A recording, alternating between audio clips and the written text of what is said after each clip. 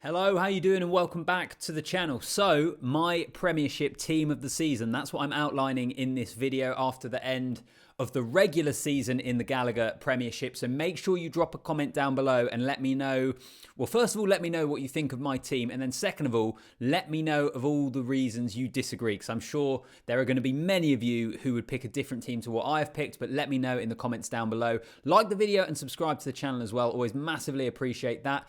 And let's get into it. Okay, I'll put my team up on the screen in just a second. Before that, I did just want to say that, first of all, I feel like I say this every time I do like an awards or a selection video.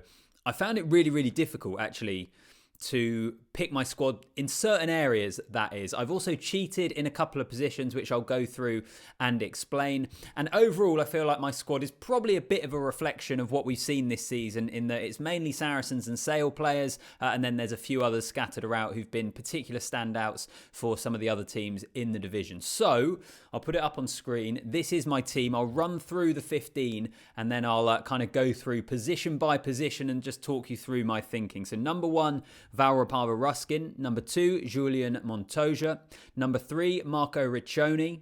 Number 4, Jean-Luc Du Preez. 5, Jonny Hill. 6, Tom Pearson. 7, Ben Curry.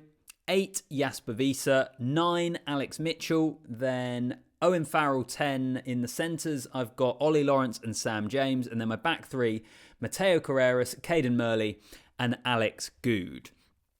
So, what I say when I have cheated in a few positions, for example, Jean-Luc Du Preez has mainly played number 8, but I really wanted to get him in my team. I couldn't pick him at number 8 over Jasper Wiese, so I've put him in the second row. Same with Ollie Lawrence, in that I really wanted Sam James in my centres. Ollie Lawrence has mainly played outside centre, but I've shifted him to inside centre. So just a few little things like that where I've had the luxury of being able to, I suppose, cheat a little bit. The two positions actually that I personally struggled with the most was tight head prop and actually my second rows as well. So give me some options down below. Maybe there's some guys that I'm just not thinking of or I'm kind of missing out on. I've tried to have a good think about it. But yeah, Marco Riccioni at tight head prop, and then second row combination, I could easily be swayed there in all honesty. But let's start at number 1, Val Rapava-Ruskin. Whenever I do an England video and I do an England squad selection video, I talk about the front row in England. I talk about the lack of depth outside of Kyle Sinclair, Jamie George and Ellis Genge. And for me, Val Rapava-Ruskin should be part of the England setup. I think he's one of the best scrummagers in the Premiership. I think he's a really, really good player. I think even in a Gloucester team who particularly in the second half of the year have been really, really disappointing, he's still been a good contributor. So Val Rapava-Ruskin was my loose head. And actually, I think looking around at some of the other teams of the season that are already out there, I think he's a pretty popular choice for that number 1 jersey. Number 2, Julian Montoya. I just think Leicester are a much different side and a much different forward pack without the Argentine at hooker. I think he's one of those guys that you realise when they miss him quite how big his contribution is in terms of his leadership and also just in terms of what he gives them as a player as well. He's good over the breakdown, he's good round the park, and he's good in the set piece. So relatively easy decision there for me at hooker.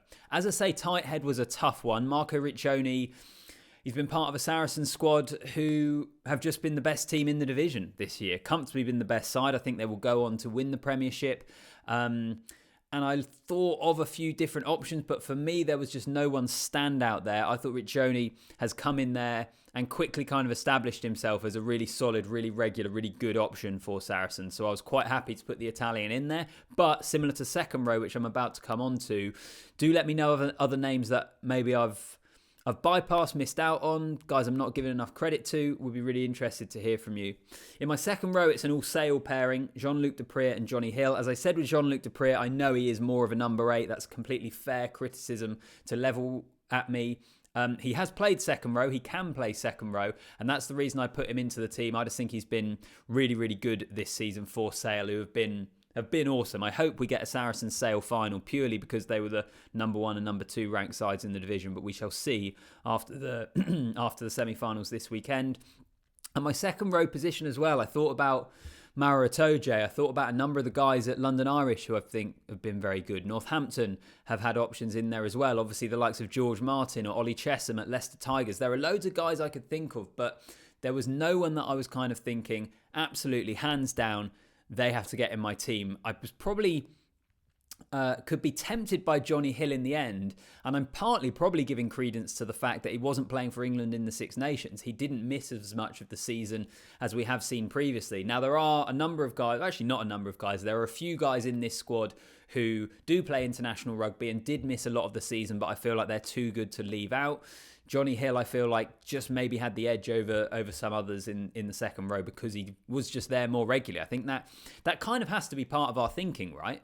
When it comes to this sort of award, and it always highlights the ridiculous nature of the calendar because, and I always think this with international players, you miss them for so much of the season. You have to rest them, you have to rotate them, you lose them to the international matches, to the international camps. So I feel like when you're talking about a team of the season, it needs to be a bulk of players that were there for a lot of the campaign. I feel like I've kind of got that there. There are a few exceptions, but I've tried to take that into consideration. So Jonny Hill, anyway, he gets the nod.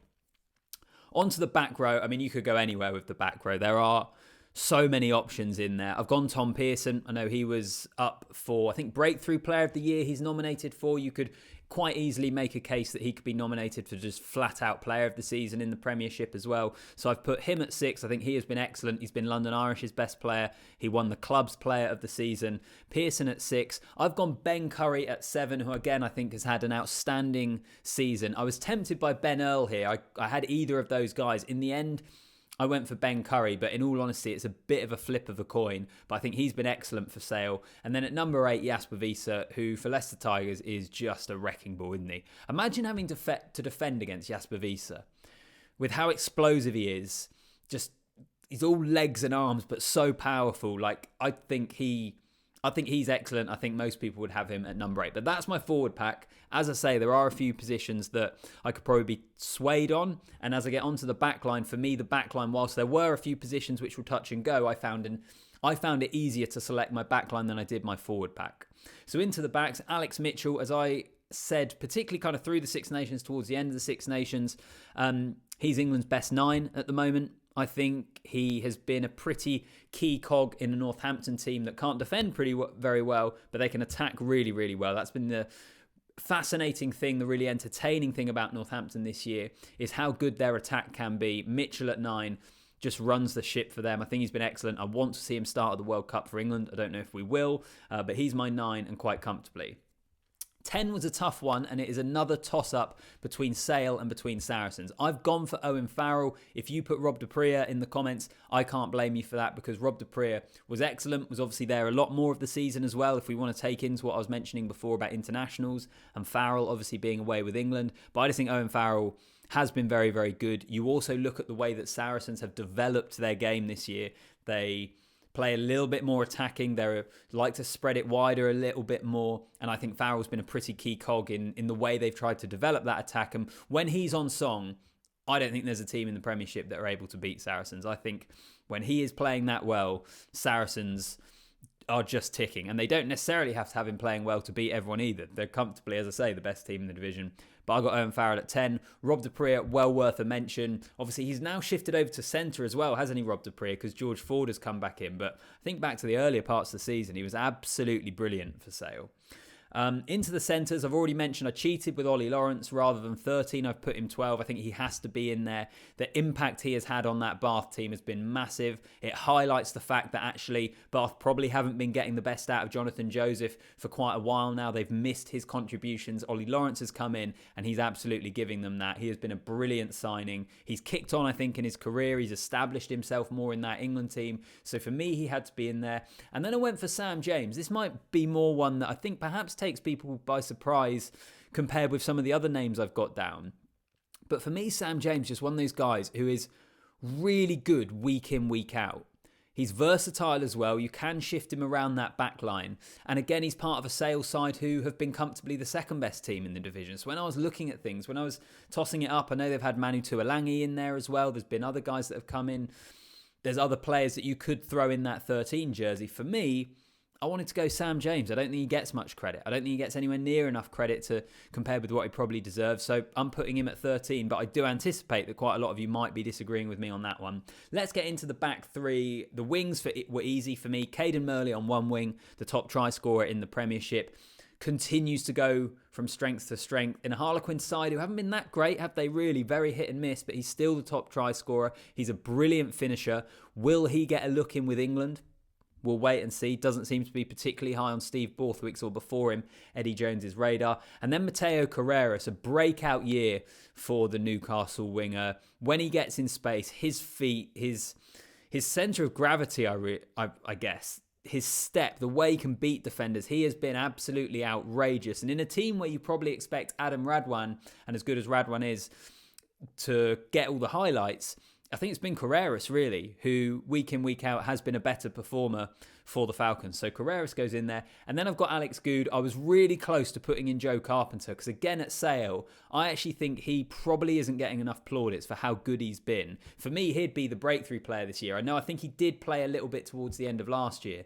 But in terms of establishing himself in the Premiership as a regular and very good contributor, I would probably go Carpenter. But when I looked at it, I struggled not to pick Alex Goode. He has been underrated for a huge amount of his career, even though he's picked up, Players of the Year awards in the Premiership and in Europe. He can play 10, he can play fly half. So I went with him in the end, but Carpenter, I would be quite happy to see in there.